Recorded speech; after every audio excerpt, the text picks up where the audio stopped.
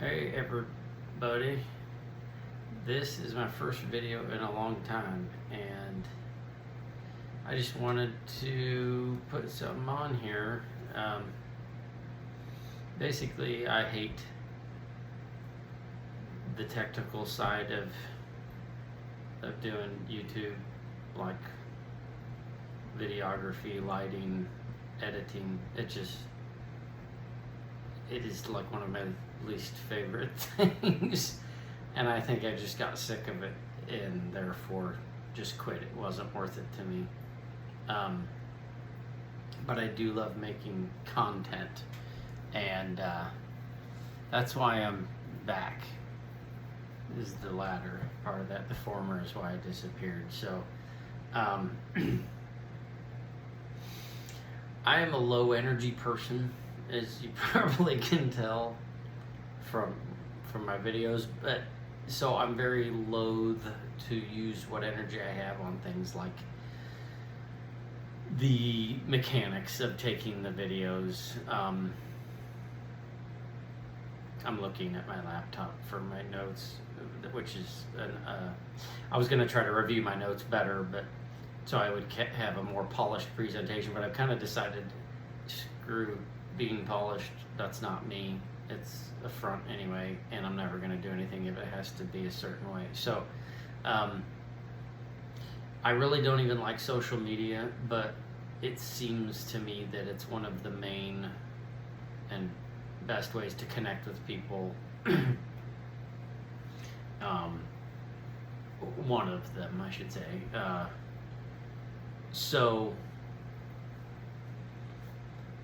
I'm trying to do this, but it's not going to be pretty, so I hope that's okay. I know the stuff I like online is not filtered, like the long form interviews and stuff where there's just no editing.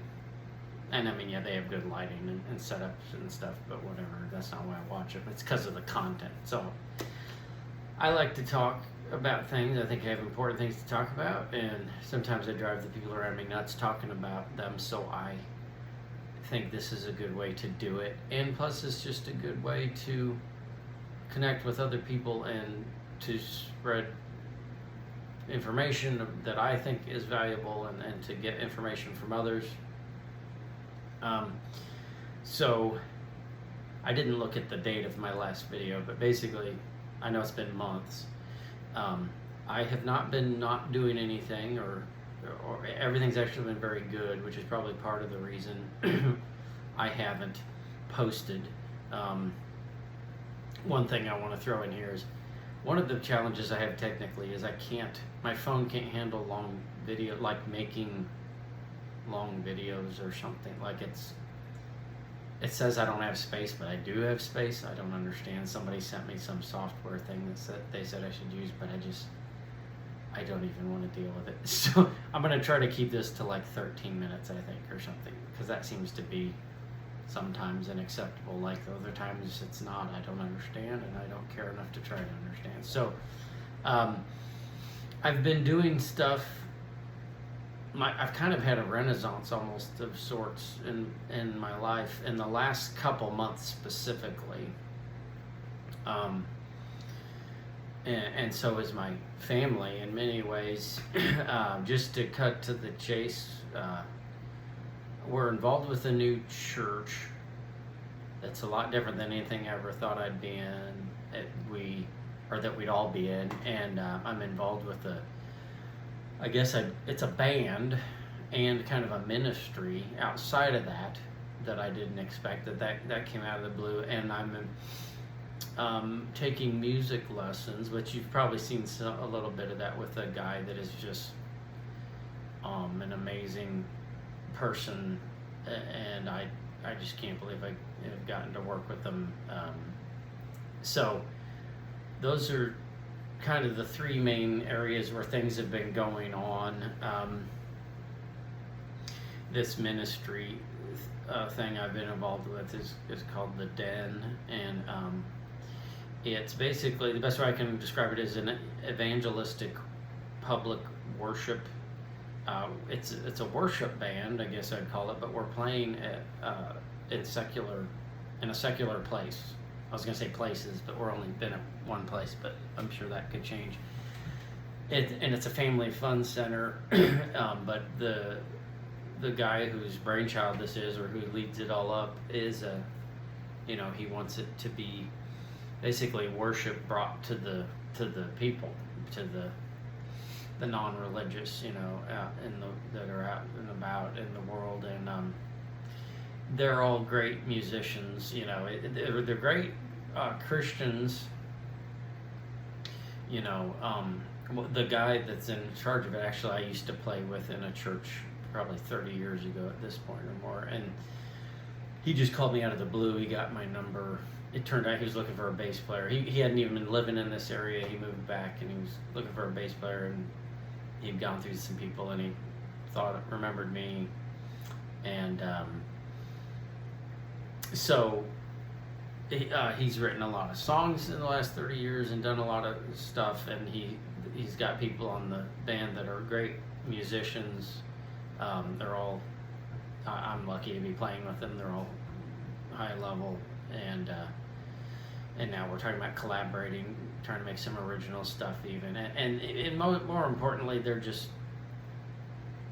great people. They're good people, very good Christians, and there's been a lot of just kind of magic things there, relationally speaking. And sorry, my wife just texted that she rubbed jalapeno juice in her eyes. I don't want to be cold, but I think I need to keep going for a bit here. She's with friends, so I'm assuming they're helping her out.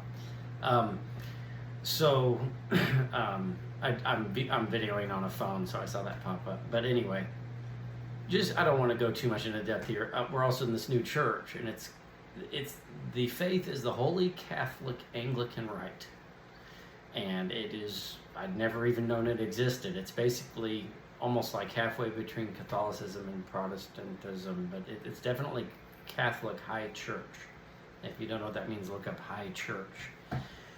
And that's actually what I had wanted. I don't think I'd talked much about that on here, but I just didn't agree with some things in the Catholic Church and in Orthodoxy. There wasn't an Orthodox church close, and I just was a little uncertain about that. It seemed so foreign to anything I was familiar with, and for different reasons, which I could go into in a different episode or podcast, where I wanted to practice a Catholic or Orthodox faith, and that's what we're doing now. And it's actually been pretty eye-opening and amazing. And we've met all kinds of new people, again, kind of a renaissance. We're connecting with all these people that we would have never thought we'd connect with. And, the bishop over the church is from India. He's actually met and worked with Mother Teresa, and he's an actual apostolic successor, can be traced back to the original 12 apostles. And there's a historic author in the church that also happens to be kind of a idiot savant musicophile, and also was involved with the music scene in the early 90s in Kansas City, the Christian music scene, and I was too. So we kind of, that's unusual to run into those kinds of people. We kind of knew some of the same people. He's also a church historian. There's a Franciscan nun that's an organist and has been teaching and playing for decades, and she's actually giving my son lessons now. And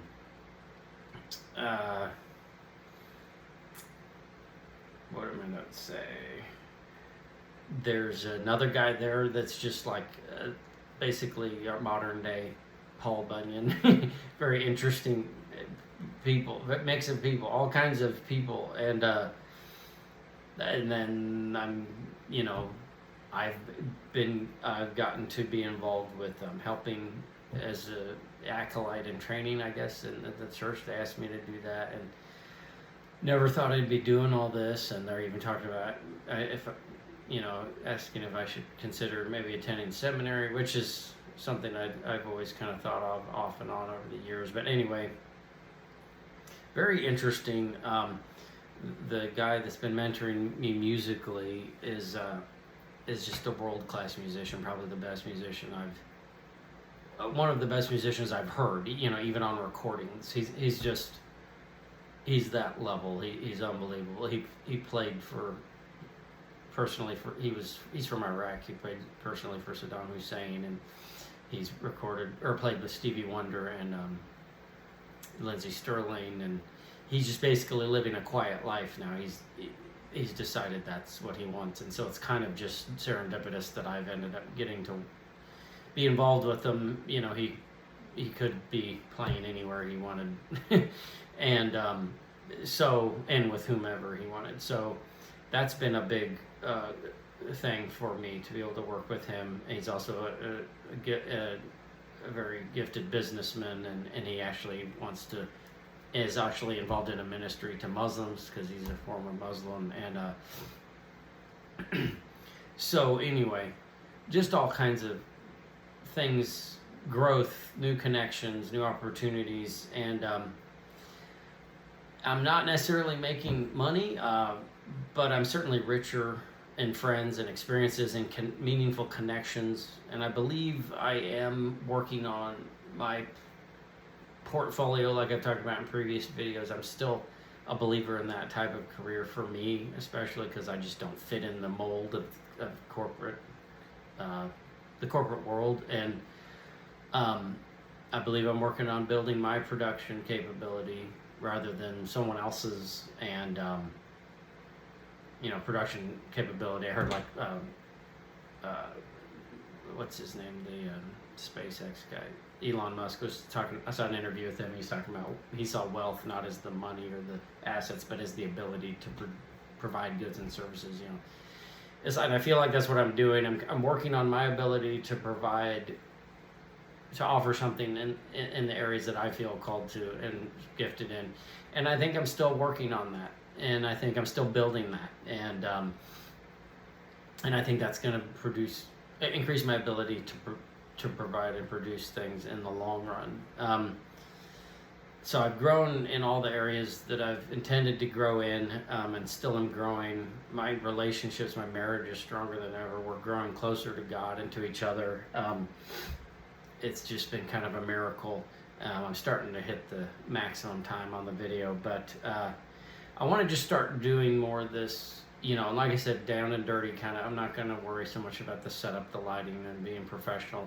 I'm just gonna put content out, and I'm gonna believe that there's people that will appreciate that, and it's just a matter of them finding me getting through in the algorithm, and so I'm gonna keep doing that. But anyway, thanks for listening. I'm gonna go ahead and stop this video for now, and I'll see you soon. All right.